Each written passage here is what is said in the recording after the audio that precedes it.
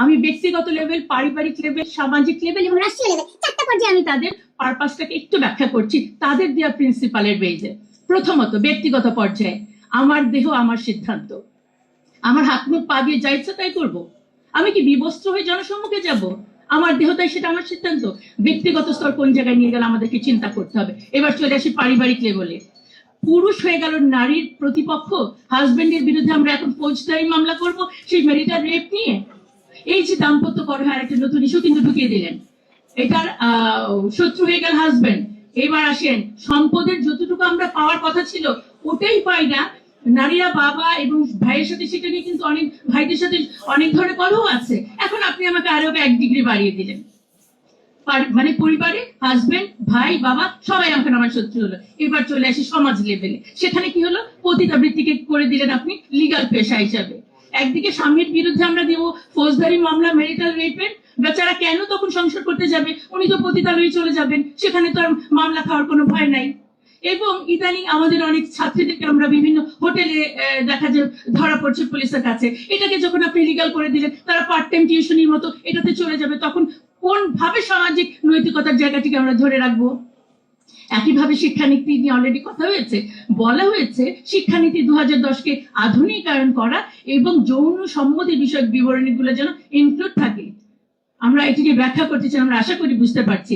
এবং গণমাধ্যম, আপনারা যারা এখানে আছেন, বলা হচ্ছে গণমাধ্যমে নৈতিকতা, অশ্লীল যে শব্দগুলো ব্যবহার করা যাবে না, ব্যবহার করা যাবে না। নৈতিকতা, অশ্লীলতা, সুস্থ বিনোদন, শালীনতাপূর্ণ পোশাক, ধর্মীয় অনুভূতি।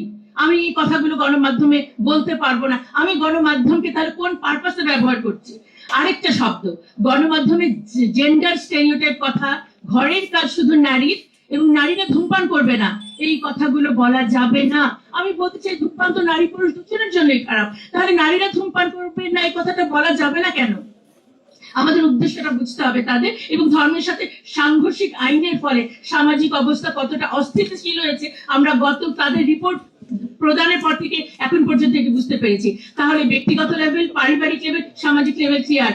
এবার চলে আসলাম আমি রাষ্ট্রীয় লেভেলে। এটি একটি ইহজাগতিক মানে প্রতিষ্ঠান, অবশ্যই তাই, তাদের সাথে ধর্মের কোনো সম্পর্ক নাই। কিন্তু আমাদের বক্তব্য হচ্ছে শুধু রাষ্ট্র কেন, ধর্ম ছাড়া কোনো প্রতিষ্ঠান টিকে থাকতে পারে না। এবং দুঃখজনক, তারা বলেছে সংবিধান থেকে নৈতিকতা এবং শালীনতা শব্দ দুটো বাদ দিতে হবে। বাকি আর থাকলো কি আমাদের? দেখেন, আসন বাড়িয়ে মানে যে আপনারা দেখবেন যে 300 আসনকে বাড়িয়ে 600 আসন করতে বলেছে। হ্যাঁ, তার মানে কি মমতাজ এবং শ্রমিক আইসাদের সংখ্যা আরো বাড়বে। এইটা কোয়ান্টিটেটিভ ডেভেলপমেন্ট এবং এটা আই ওয়াশ, যেটা আমি বলেছি যে স্থান পরিবর্তন করে সংখ্যা বাড়িয়ে আসলে কোনো ধরনের নারীর ক্ষমতায়ন অবশ্যই হয় না। সেটা গুণগত মানে ইয়ে হতে হবে। যেমন গত পার্লামেন্ট বা গত 15 বছরের পার্লামেন্টে আমাদের প্রধানমন্ত্রী, স্পিকার, আমাদের বিরোধী দলনেত্রী, তারা সবাই নারী ছিলেন। আমরা কি দেখলাম? একজন নারী নেতৃত্ব ফ্যাসিবাদের অনেক পুরুষ ফ্যাসিস্টকেও তিনি ছাড়িয়ে গেছেন। তো সুতরাং সংখ্যা ভিত্তিক এবং পজিশন ভিত্তিক কাউকে বসালে সেটা ক্ষমতায়ন বলা যায় না। এবং লাস্ট যেটা বলা হলো মৃত্যুদণ্ড বাতিল করতে হবে। তার মানে কি দাঁড়ালো? একেবারে সাজাই আমরা ব্যক্তিগতভাবে আমি স্বেচ্ছাচারী হয়ে উঠতেই পারি, সামাজিক মূল্যবোধ এবং ধর্মকে আমি তোয়াক্কা না করতেই পারি, এবং যত বড় অপরাধ হোক আমাকে মৃত্যুদণ্ড দেওয়া যাচ্ছে না। সুতরাং এর চেয়ে বড় অরাজক অবস্থা আর কি হতে পারে? সুতরাং এখনই সময় আমাদেরকে সংস্কারগুলোর প্রতি এবং এই কমিটির প্রতি অবশ্যই ন্যায্য সিদ্ধান্ত আমাদেরকে নিতে হবে। দেখেন, আমি এই চ্যাপ্টারের 2-3টা তাদের প্রস্তাবনা শুধু আমি জাস্ট একটু বলছি। যেমন সমান অধিকার নিশ্চিতকরণের জন্য নাম্বার 1 যে বলা হয়েছে যে সরকারি বেসরকারি সকল বোর্ড এবং কমিশনে 1/3 নারী প্রতিনিধি থাকবে। শুধু তাই না, বিসিএস সহ সকল নারী মানে চাকরিতে নারীদের নিয়োগে বিশেষ পদক্ষেপ মানে হচ্ছে ধরেন কোটা। এবং এখানেই শেষ না, সচিব, জেলা প্রশাসক, বিভাগীয় কমিশনার, উপজেলা নির্বাহী কর্মকর্তা সকল পদে প্রমোশন দিয়ে হলেও সমান অধিকার নিশ্চিত করতে হবে। চিন্তা করে দেখেন, যে আলোচনাটা অলরেডি হয়ে গেছে যে জুলাই আন্দোলনে কোটা থেকে সূত্রপাত হয়েছিল, আর এর পরবর্তীতে আমরা প্রশাসন এবং সব জায়গায় সেই কোটাকেই পদক্ষেপ হিসেবে নিচ্ছি আমরা। দেখেন, সিভিল সার্ভিসের মতো একটি গুরুত্বপূর্ণ পদে নারী প্রতিনিধিত্ব বাড়ানোর জন্য প্রমোশনটাকে তাদের জন্য ইজি করতে হবে, যে দিতেই হবে। এর চেয়ে হাস্যকর কি হতে পারে? মানে বিষয়টা হচ্ছে এমন যে যেমন আমাদের এই প্রথম সারিতে যারা বসে আছেন আমার সম্মানিত অতিথিবৃন্দ, আমাদের সবাইকে যদি আজকে এখানে বসিয়ে দেওয়া হয় তার মানে আমরা সবাই কিন্তু সভাপতি পর্যায়ে চলে গেলাম। এভাবে করে আসলে কিন্তু উন্নয়ন নিশ্চিত হয় না। আমাদের যেরকম বর্তমানে ডিস্ট্রিক্ট কমিশনার আছে, আমাদের 64টা জেলায় মহিলা হচ্ছেন 18 জন, উনাদের সুপারিশ মতো এটা হতে হবে অন্তত পক্ষে 32 জন মহিলা। তাহলে কি করতে হবে, অ্যাট এনি কস্ট সহকারী কমিশনারকে ডবল প্রমোশন 3 ডবল দিয়ে তাকে এখন আমাদের ডিসি বানিয়ে দিতে হবে।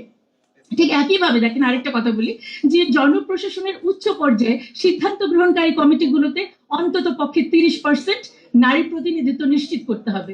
এটা শোনার সাথে সাথে আমার মাথায় আসে যে তারা কি কোনো কমিশন নাকি তারা ডোনার, আমার উপর ইম্পোজ করছে যে আদারওয়াইজ ফান্ড পাওয়া যাবে না। এটা কিন্তু খুবই অযৌক্তিক। এবং দেখেন এই চ্যাপ্টারে আমাদের আছে চাকরির বিজ্ঞাপনে নারীদেরকে আবেদনে উৎসাহিত করা হচ্ছে, এটা লিখতেই হবে। এইটার বিপরীতটা মানে হচ্ছে পুরুষদেরকে নিরুৎসাহিত করা হচ্ছে।